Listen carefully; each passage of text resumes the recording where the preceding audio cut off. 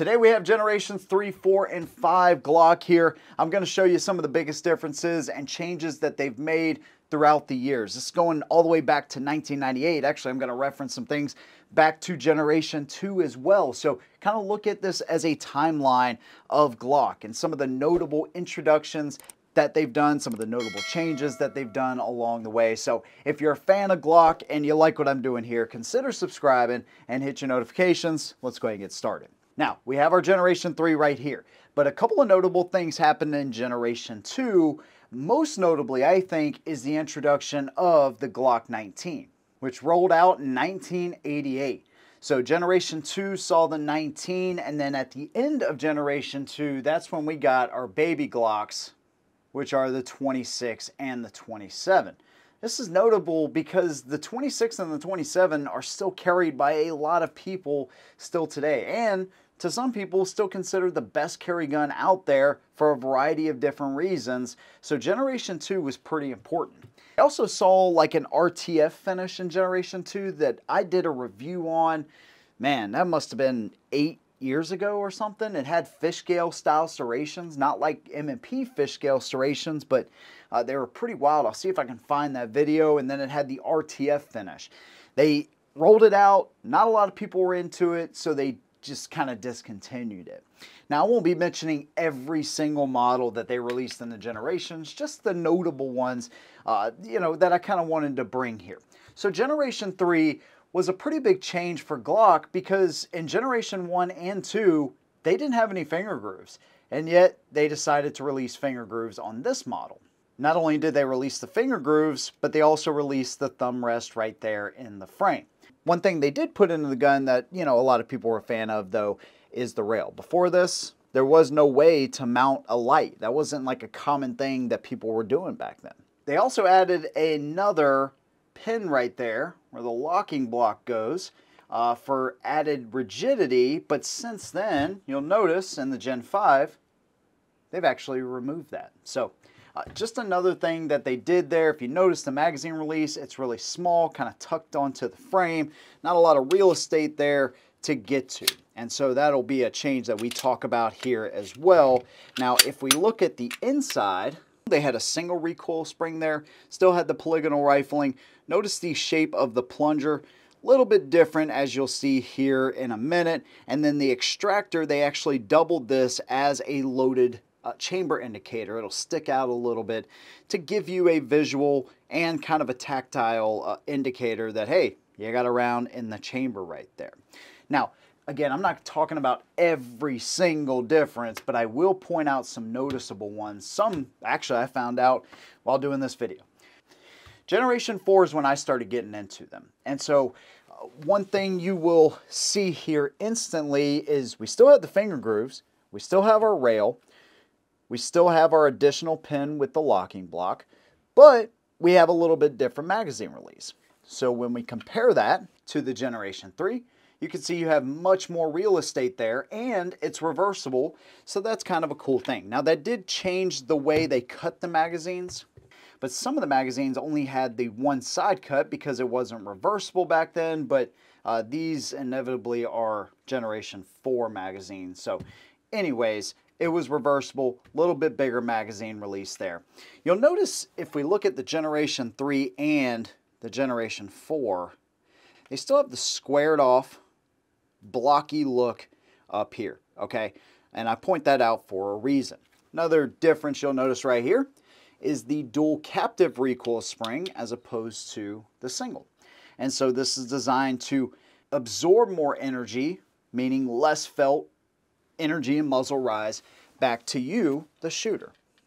So one noticeable thing, you got a Gen 4 on the bottom, you got a Gen 3 on the top here. Notice there's no bump on the trigger bar, but there is on the Gen 4. I've read, and I could not confirm this because I don't have one, but I've read that the bigger caliber Glocks, 10 mil, 45, all of that, have had that alignment bump on there since the 90s. They just started putting them in these smaller frame guns in the Generation 4, smaller frame, smaller caliber guns. And again, that's to ensure alignment, perfect alignment with your firing pin block right here. So basically it keeps that, from going too far, I guess, over this way, and make sure it rides right there in the center. So pretty interesting, just a noticeable change that I saw right there. So as far as Gen 4, that's about where we're at. Now before we get out of Generation 4, in 2014 they introduced the Glock 42. This is when I started my channel pretty much. Yeah, this was big news, you know, at least to the American market now. As far as having a little single stack 380, but that wasn't the first 380 that Glock ever made. They actually had the Glock 28, which took 10 rounds. Heck, I think they even had magazines all the way up to like 19 rounds in that gun. So it was pretty crazy, but it never made its way into the US, hence why we got the 42, which was a 6-round gun. By the way, speaking of the US, in 2013 is when Glock started making guns in the US. So, you know, everything went from Austria, right there, to made in the US. By the way, this is, like I said, this is a Gen 3. That one is kind of worn down. Oh, this one right here is Austria. This is a new 47. So it just depends on the model. This Gen 5 is Austria. I thought that one was in US. Hold on. I know I got a US made. This one's Austria too. I don't pay enough attention to these. So is that one. Holy crap. Okay, hold on. The only US one I have then is this 23 USA right there. It's actually got a little state of Georgia right there, and I'll make sure I take some pictures for y'all. I thought my Glocks were made in the US. I thought most of them were anyways. This one's USA though. So there you go. That was the introduction of the 42 at the end of Generation 4, which ended in 2016. Now, the 43 also came out in Generation 4. That was 1 year later. I remember all this, man. You know, like I said, I just started my channel in April of 2014. And, you know, everybody was expecting a 9mm Glock, right? I was just learning all this stuff, honestly. But, you know, the 42 came out. And, you know, I mean, from what I remember, it sold really well. And then the next year they come out with the 43, which was 6 rounds and a 9mm, which is what people really wanted. But, you know, hey, Glock did their thing and they sold a bunch of 42s. So more power to them. Then in Generation 5, we got the 43X. This was a 2019 release. A little bit late to the party with the 42, 43, and the 43X, but you can get these in MOS versions, by the way. 10-round guns, a little bit longer. Now, one thing about the MOS versions is you actually get a 1-slot rail here, and they accommodate the Shield RMSC footprint dots. On your full-size MOS guns, like this one right here, it actually utilizes the Glock plate system. So there's a little tidbit for you. Now, we have the Gen 5. Now this is an early Gen 5, and one of the noticeable things you'll see here is we have no more finger grooves. They removed that. Another thing they did, if we look at the Gen 4 and the Gen 5, both 19s by the way, is they flared the mag well.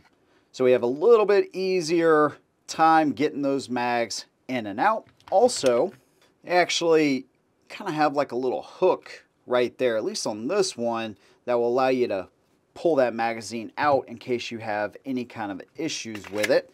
There's a little cutout right there on this specific gun that you can use to pull that out. On the 47, which is one of the newer ones, that's actually gone away, but you still have those updated magazines. So we have the front slide serrations now on the Generation 5. Again, this was kind of an early one right here. So all of the newer ones actually have the front slide serrations, and of course you can get these in an MOS version as well. So we have the MOS guns that they released in Gen 4. We have the reversible magazine release, which is the same. We have basically the same grip texturing. We have no finger grooves. We have a slightly enlarged mag well. Generation 4 also introduced the backstrap system, which is something they still use on the Generation 5. So if you need to accommodate your hand size, there you go. Now, even though they got rid of the finger grooves, they kept the little indentation for your thumb rest right there. We also have an ambidextrous slide stop on these guns. When we compare that to a Gen 4 and a Gen 3, you can see that is missing. they removed the bump right here on the trigger bar. Now, the reason they removed that bump is if we look at a Gen 4 and a Gen 5, you can tell one big difference between the firing pin plunger. See, this one is kind of just a rounded on the edges, flat surface, and this one actually kind of works like a speed bump.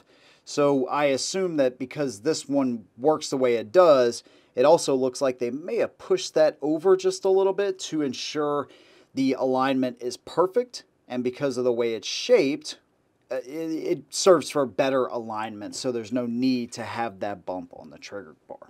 If you look at the 43X, it is the same type of design. We still have the dual captive recoil spring, as you can see.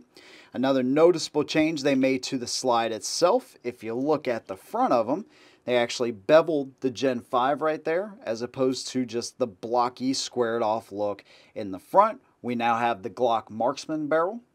Another thing you'll notice, the barrel does not stick out as far, so they have a different type of crowning process they do on the barrel there. We got the Generation 5, Generation 4 right here. They also have a little extra bar on the sear itself, and this one is kind of flat right here. They also have a little bit different design right here, so I'm not really sure what that cutout is for, but it's just something that I noticed. That's pretty much the internal changes between Gen 4 and Gen 5. They also use an NLDC finish now on their newer Glocks, which I think holds up better than what they used on the Generation 4. There's even like the old frying pan finish Glock had for a while. They used Tenifer, which was, you know, super strong. So yeah, there's another Gen 5 finish right there. Like I said, I think they've been super durable. Actually, this one I've carried the most and still very little wear. So that NDLC finish that they do is actually really strong. Here's another Gen 4, by the way.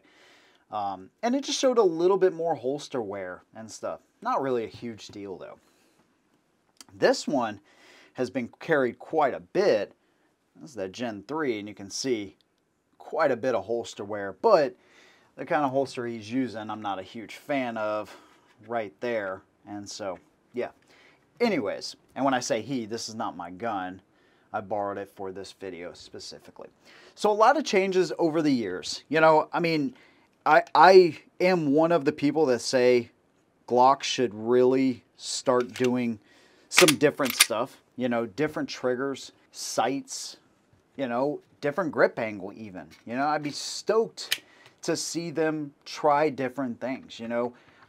But I'll be the first one to tell you, I respect the heck out of these guns and out of Glock as a whole, because I respect what they've done for the community. They put a lot of good guns in good people's hands, and that I have much respect for. They've been around for a long time. They employ Americans, and overall, they do a pretty good job. There's just a lot of things that I would change on a Generation 6, which I've talked about, and I made a video on that if you want to check that out. I would just like to see them get away from some of the stuff they've been doing. But along the way, they've made some pretty significant and good changes. They've made some wonky changes too. Some of that stuff we've covered right here. I'd love to hear which Generation Glock is your favorite. Leave those things down in the comments below. If you like what I do, consider subscribing and check out one of these other videos I've made on Glock here recently. See you on the next one, and as always, hold 'em down.